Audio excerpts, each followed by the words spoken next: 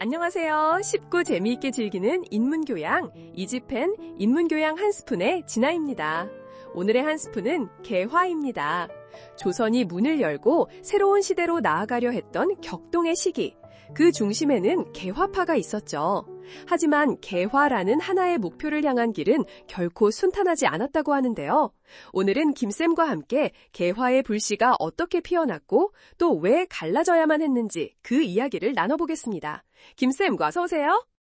안녕하세요. 김쌤입니다. 조선의 미래를 위해 뜨겁게 고민했던 사람들의 이야기, 오늘 제대로 한번 풀어보겠습니다. 개화하면 정말 많은 인물들이 떠오르는데요. 그 시작을 연 사람들은 누구라고 봐야 할까요? 조선 개화 사상의 아버지라 불리는 세 분을 빼놓을 수 없습니다. 바로 박규수, 오경석, 그리고 유홍기입니다.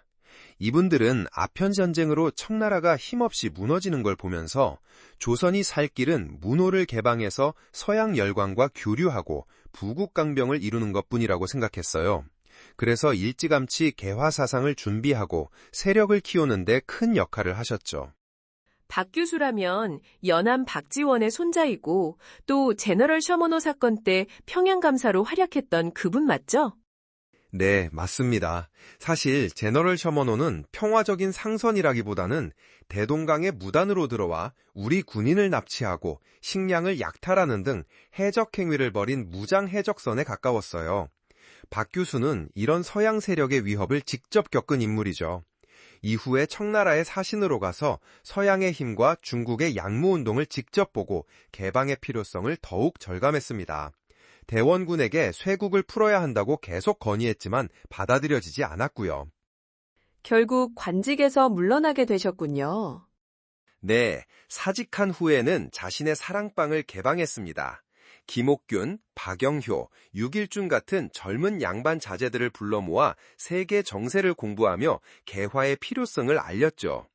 이 자리에 역관이었던 오경석 같은 중인 신분의 지식인도 함께 했는데요.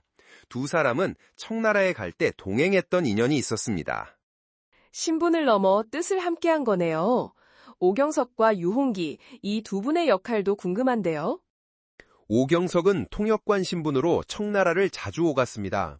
그러면서 청나라가 위기에 처한 현실과 이를 극복하려는 지식인들의 노력을 직접 봤죠. 그는 청나라에 갈 때마다 해국도지나 영환지략처럼 서양 문물을 소개하는 새로운 책들을 구해와서 널리 알리는 역할을 했습니다. 이런 책들은 당시 세계 각국의 지리, 정치, 경제는 물론 서양 과학 지식까지 담고 있었어요. 새로운 지식을 국내에 소개하는 통로 역할을 하신 거군요. 덧붙여 설명하며 그렇습니다. 그리고 그의 곁에는 절친한 친구이자 한의사였던 유홍기가 있었어요. 두 사람은 오경섭이 구해온 책을 함께 읽고 토론하면서 서양의 눈을 뜨고 사회를 혁신해야 한다는 믿음을 키웠습니다. 하지만 중인이라는 신분에 한계가 있었죠. 그러던 차에 박규수라는 든든한 후원자를 만나면서 이들의 활동에 날개가 달린 겁니다. 아하, 그렇게 양반가의 박교수, 중인 신분의 오경석과 유홍기가 만나면서 본격적인 개화 논의가 시작된 거군요. 네, 자연스럽게 박규수의 집 북촌사랑방은 개화 사상의 중심지가 되었습니다. 앞서 말한 김옥균, 김홍집, 서재필 같은 젊은 엘리트들이 박규수를 통해 새로운 사상을 접하고 세계를 보는 눈을 뜨기 시작했죠. 이들이 바로 우리가 아는 개화파의 시작입니다.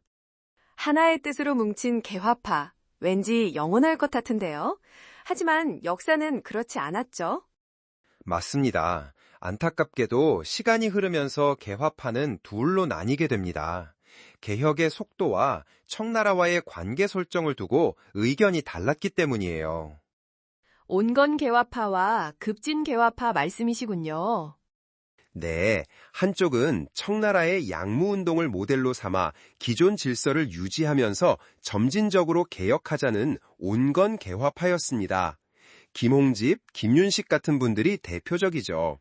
반면 다른 한쪽은 일본의 메이지 유신을 본받아 제도 자체를 바꾸고 청나라와의 4대 관계도 청산해야 한다는 급진 개화파였습니다. 김옥균, 박영효, 서재필 등이 여기에 속했고요. 성향은 달라도 공존할 수는 있었을 텐데 이들이 완전히 등을 돌리게 된 계기가 있었나요? 바로 이모군란 때문입니다. 신식군대인 별기군에 비해 극심한 차별을 받던 구식군인들의 불만이 폭발한 사건이었죠. 여기에 민씨 일가의 부정부패에 지친 백성들까지 합세하면서 상황이 걷잡을 수 없이 커졌어요. 결국 민씨 일가와 일본인 교관들이 살해되고 일본 공사관까지 습격당했습니다. 나라가 큰 혼란에 빠졌군요. 그렇습니다. 결국 조정은 이 사태를 수습하기 위해 청나라에 도움을 요청했고 청나라 군대가 들어오면서 군란은 막을 내립니다. 하지만 이게 문제의 끝이 아니었어요. 청나라는 군대를 철수하지 않고 그대로 조선에 주둔시키면서 본격적으로 내정 간섭을 시작했습니다. 고문을 파견해서 외교, 재정까지 사사건건 간섭했죠. 이 사건이 개화파의 운명도 갈라놓았겠네요. 네, 정확합니다. 청나라에 기대어 개혁하자는 온건개화파는 힘을 얻게 된 반면 청나라로부터의 독립을 주장했던 급진개화파의 입지는 크게 좁아졌습니다. 백성들 사이에서는 여전히 외세에 대한 반감이 컸고요. 이렇게 세계는 하루가 다르게 변하는데 조선의 개화는 내부의 분열과 외부의 간섭 속에서 점점 길을 잃어가고 있었던 겁니다. 개화라는 뜨거운 열망으로 시작했지만 결국 서로 다른 길을 가게 된 개화파의 이야기. 조선의 미래를 둘러싼 이들의 고민과 갈등이 오늘날 우리에게도 많은 생각을 하게 하네요. 오늘 흥미로운 이야기 들려주신 김쌤 고맙습니다. 감사합니다. 이지펜 인문교양 한 스푼. 오늘 준비한 이야기는 여기까지입니다. 다음 주에 더 재미있는 인문교양 한 스푼으로 돌아오겠습니다. 청취해주신 여러분 고맙습니다.